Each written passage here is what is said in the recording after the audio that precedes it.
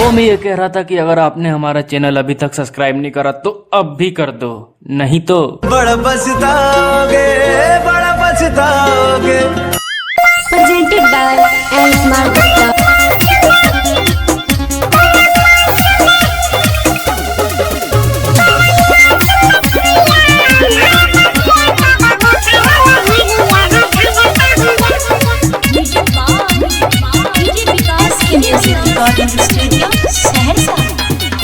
तोरा मांस में सुइया मारा बगे तब बोखारा लभेरिया भागता हूँगे।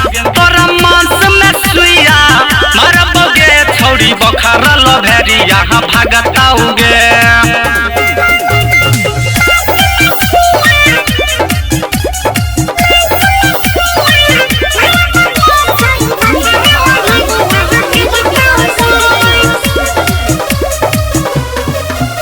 गे 9 महीना के चलत दवाई,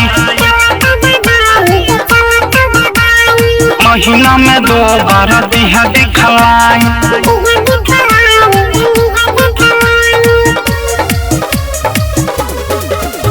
गे 9 महीना के चलत दवाई,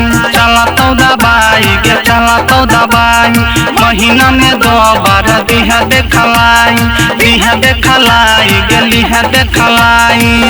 जब कृष्ण लभी जाइतो के छोड़ी बोखारा लभेरिया भागता हूँगे। तोरा नास में सुइया मारा बगे तब बोखारा लभेरिया भागता हूँगे।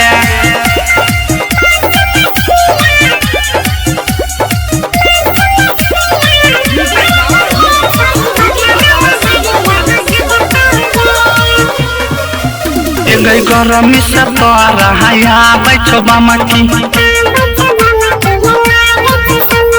छौरा के देखी के जाय छी तू सनकी।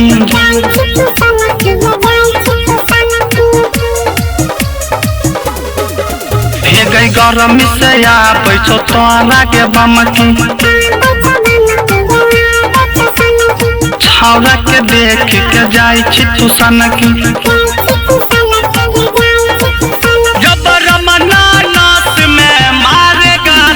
बोखारा लभेरिया भागेगा, जब नास में सुइया लागेगा तब बोखारा लभेरिया भागेगा।